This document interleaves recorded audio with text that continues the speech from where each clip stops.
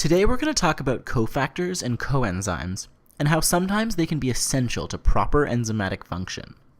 But first, let's review the idea that enzymes make reactions go faster, and they do this by lowering the activation energy peak of their respective reactions. Let's also review the idea that enzymes bind their substrates at a location on the enzyme called the active site, which is where most of the reaction takes place. Now, not all enzymes are able to catalyze reactions on their own, and some need a little help. So if we have our enzyme here trying to react with our substrate over here, sometimes something called a cofactor or a coenzyme will be needed, which will also need to bind to the enzyme in order for it to function properly. And we're going to go over what coenzymes and cofactors are and exactly how they work. So first we'll talk about what a coenzyme is. Well, coenzymes are organic carrier molecules. And what I mean by organic is that they're primarily carbon-based molecules. And by carrier, I mean that coenzymes hold on to certain things for an enzyme to make the catalysis run a little more smoothly. And a great example of a coenzyme is NADH, which acts as an electron carrier. And here I've shown NADH dissociating into its oxidized form, NAD+, as well as to a hydride ion, which basically just exists as a pair of electrons that some other molecule would be grabbing.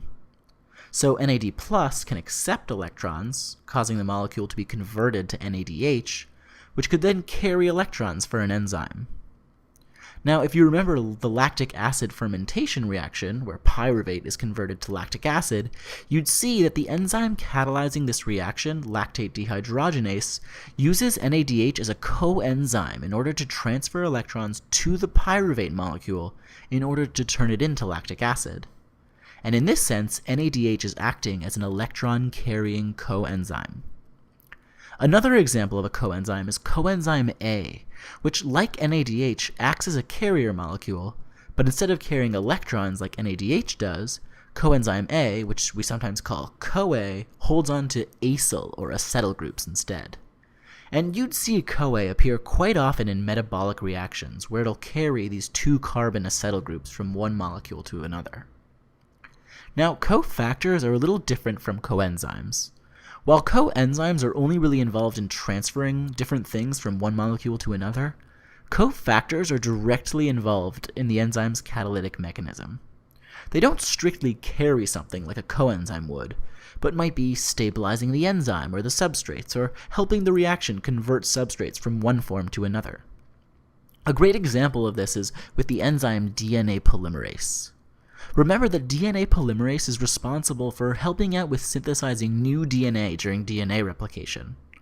Now, you may remember that DNA is a very negatively charged molecule because of all the negatively charged phosphate groups that you'll find around it. Well, DNA polymerase uses a magnesium ion as a cofactor, which can use its big positive charge to stabilize all that negative charge on DNA. And you can see how this is different from a coenzyme, because instead of acting as a carrier molecule, the magnesium ion cofactor is stabilizing the DNA and is more directly involved in the actual catalysis. Now, interestingly, what people normally call vitamins and minerals, like the kinds that a doctor would tell you to make sure you get enough of in your diet, are often different cofactors and coenzymes. And what's special about vitamins and minerals is that your body can't build them up from scratch, and you need to get them from your diet in order to stay healthy. So when we say vitamins, we typically refer to organic cofactors and coenzymes. So two great examples are ones we just discussed. Vitamin B3, which you may see being called niacin on a food label, is actually just a precursor for NAD, and vitamin B5 is just a precursor for coenzyme A.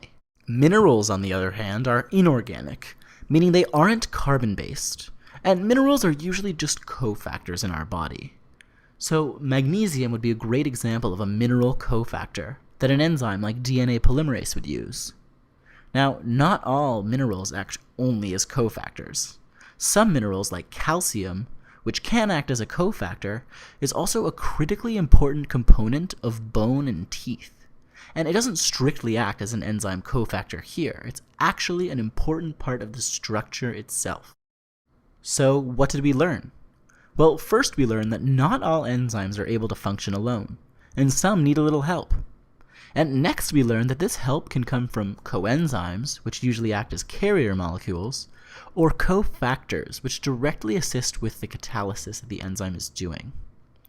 And finally, we learned that vitamins and minerals generally refer to dietary cofactors and coenzymes.